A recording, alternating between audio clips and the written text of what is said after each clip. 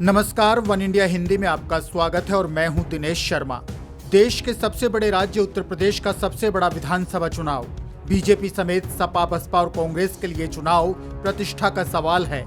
7 चरणों में वोटिंग से पहले वोटर्स तक पहुंचने की पूरी कोशिश हो रही है। उम्मीदवारों के साथ ही पार्टियों के दिग्गज भी घरों तक पहुंचकर लोगों से अपने अपने पक्ष में वोट की अपील कर रहे हैं। यूपी में विकास की गंगा बहाने के दावे किए जा रहे हैं। एक दूसरे पर शब्द बाणों से जमकर निशाने भी छोड़े जा रहे हैं।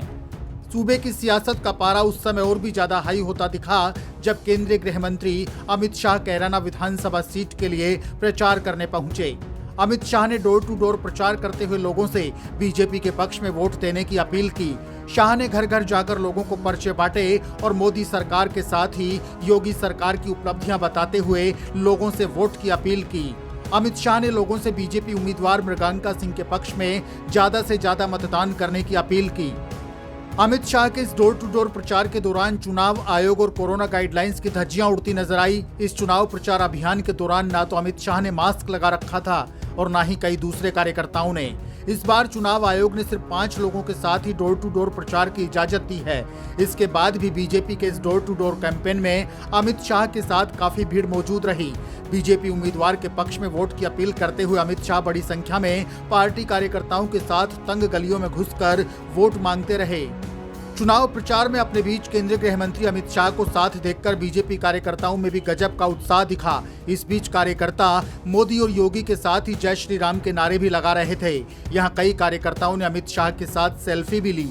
आपको बता दें कि पश्चिमी यूपी की कैराना सीट पलायन के मुद्दे को लेकर सुर्खियों में रही है और इस बार इस सीट से बीजेपी ने मृगांका सिंह पर दांव लगाया है। अमित शाह के साथ मृगांका सिंह भी लोगों के बीच में वोट मांगने के लिए मौजूद थी और बीजेपी के पक्ष में वोट देने की उन्होंने भी अपील की। इधर चुनाव प्रचार के दौरान कैराना पहुंचे केंद्रीय गृह मंत्री अमित शाह ने मीडिया से बातचीत में कहा कि यूपी में विकास की नई लहर दिखाई दे रही है। कैराना से जहां पहले लोग पलायन करते थे, आज यहां के लोग कहते हैं कि पलायन कराने वाले खुद पलायन कर गए। अमित शाह ने कहा कि यहां के लोग अब आत्मविश्वास से भरे हैं। उन्होंने कहा कि हम सबको मिलकर एक जाति के लिए काम करने वाली सरकारों की प्रथा को बंद करना है। मैं कैराना 2014 जनवरी के बाद पहली बार आया हूं। कैराना आकर आज का माहौल देखकर हृदय को बड़ी शांति मिलती है।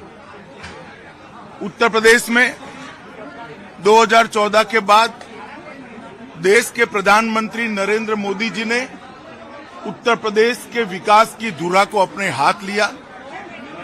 2017 में भारतीय जनता पार्टी की सरकार बनने के बाद योगी आदित्यनाथ जी मुख्यमंत्री बने और उन्होंने विकास की गति को और तेज किया। समग्र प्रदेश के अंदर विकास की एक नई उत्साह की लहर दिखाई दे पड़ती।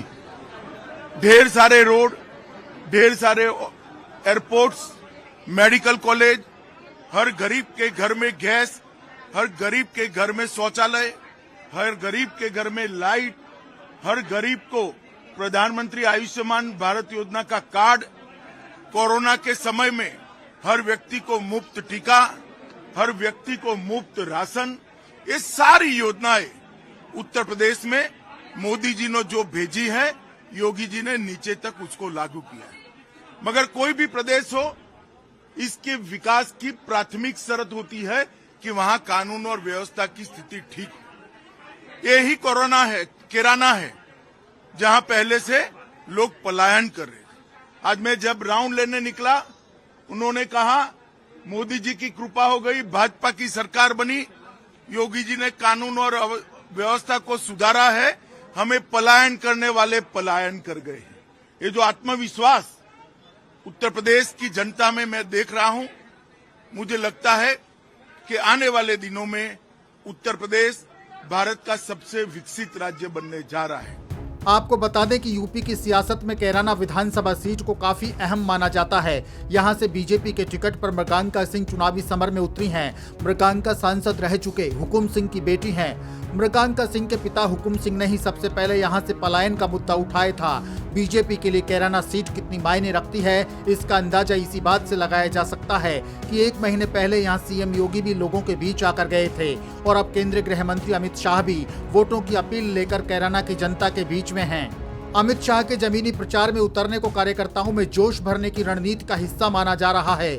हालांकि बीजेपी अपनी इस रणनीति में कितनी सफल होगी, ये नतीजों वाले दिन 10 मार्च को सबके सामने होगा।